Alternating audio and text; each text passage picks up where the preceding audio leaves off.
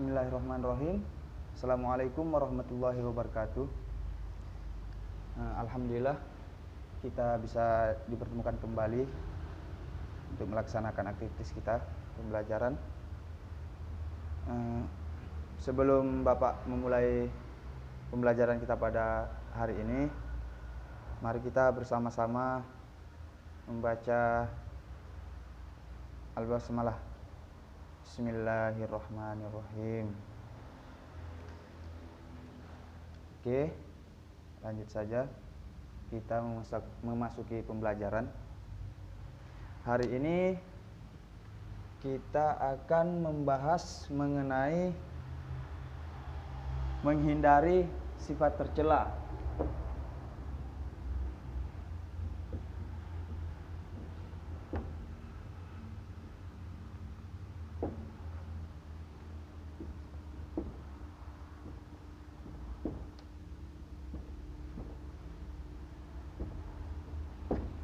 Nah, pada hari ini tema yang akan kita bahas yakni menghindari sifat-sifat tercela.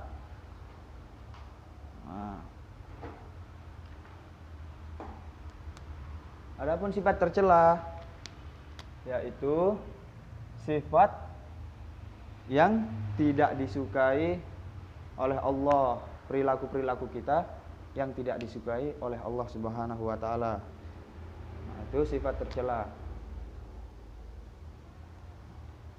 Nah, di sini kita akan lebih mengkerucut kepada pembahasan yang cenderung sifat-sifat yang dibenci oleh entah itu oleh Allah maupun oleh manusia sendiri. Yang pertama yaitu mabuk-mabukan.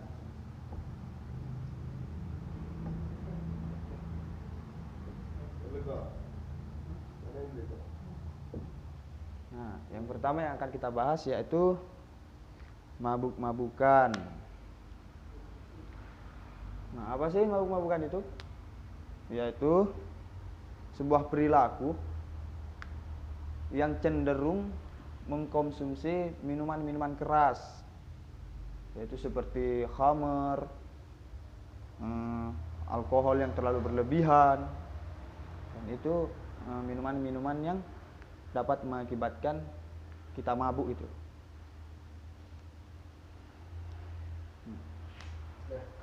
Nilai negatif yang kita peroleh dari mabuk-mabukan ini, yang pertama itu melanggar ajaran agama, melanggar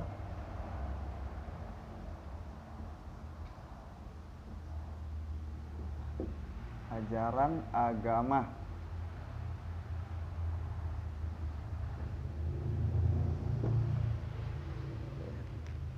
Ya, karena sudah jelas dalam ajaran agama bahwa mengkonsumsi minuman-minuman keras itu dilarang, haram hukumnya. Itu hukum agama. Bahkan jika kita meminum setetes pun, jika itu bentuknya memabukkan, maka itu diharamkan. Terus ada larangan melaksanakan ibadah. Ada larangan untuk melakukan ibadah. Nah, kenapa? Pas kejadian itu, pas ketika pada masa sahabat, sebelum dilarangnya mabuk-mabukan, mengkonsumsi hal memabukkan seperti itu pernah pas melakukan sholat berjamaah dalam kondisi mabuk, akhirnya dia membaca surah Al-Kafirun itu terbolak-balik. Nah, disitulah turun ayat mengenai dilarangnya mengkonsumsi minuman-minuman yang memabukkan, meskipun itu setetes. Nah, jika kita sudah mabuk, akibatnya yang ditimbulkan ini itu akan membuat resah masyarakat.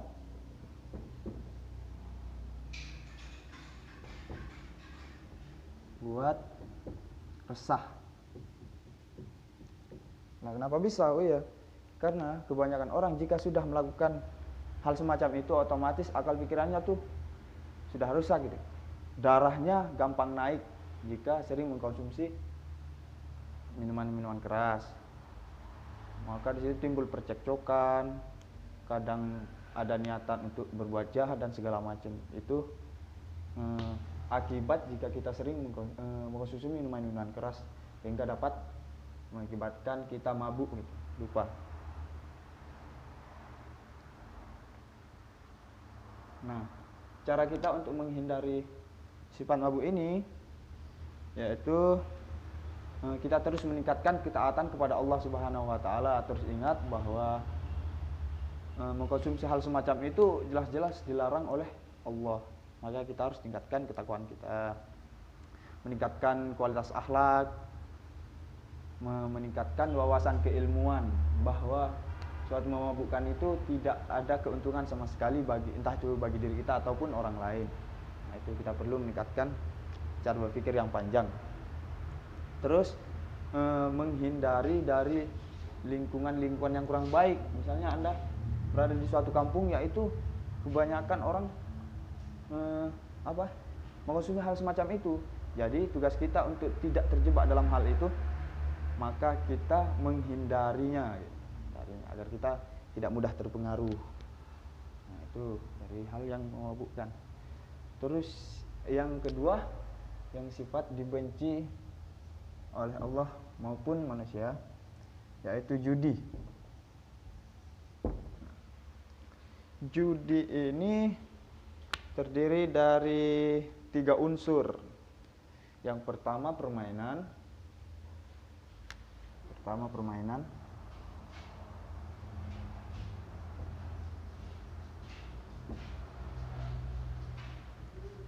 Terus yang kedua untung-untungan.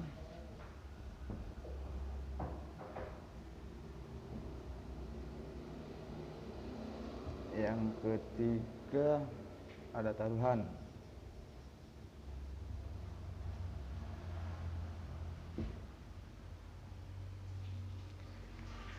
Nah, bentuk judi itu terdiri ini unsur-unsurnya dari ketiga unsur ini. Ada permainan yang dapat menghasilkan keuntungan dan itu bisa dijadikan taruhan. Misalnya apa? Misalnya contoh kecil, ada permainan sepak bola misalnya. Terus ada orang di luar menonton dan itu dijadikan bahan judi, bisa saja. Nah, kenapa? Karena itu terdiri dari yang pertama ada permainan, terus untung-untungan, kita selalu ada keuntungan di situ. Terus yang ketiga ada taruhannya, ada bentuk nominal yang kita raih dari situ. Nah, itu. Nah, nilai negatif yang dapat kita ambil dari sini yaitu dapat merugikan orang. Dapat merugikan.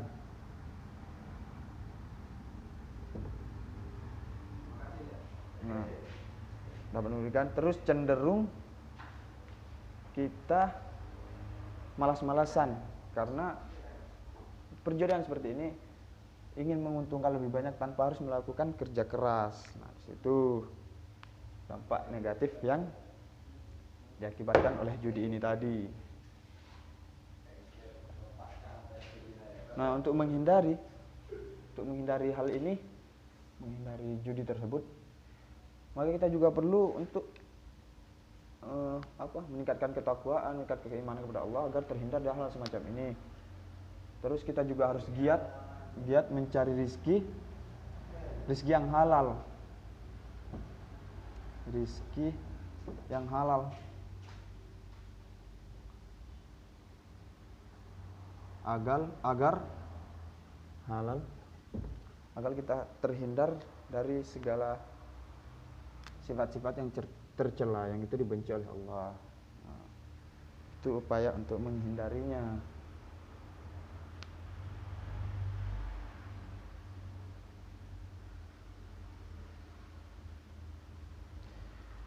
Terus yang ketiga itu zina. Pembahasan kita yaitu zina.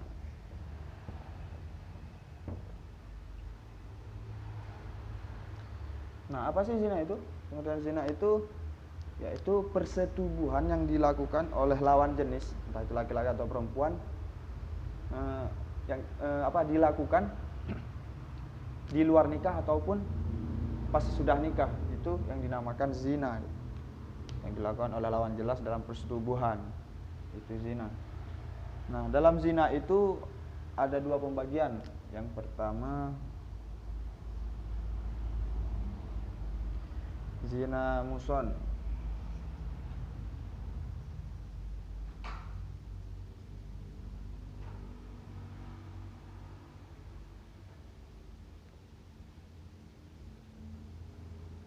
Terus yang kedua itu zina ghairu muson.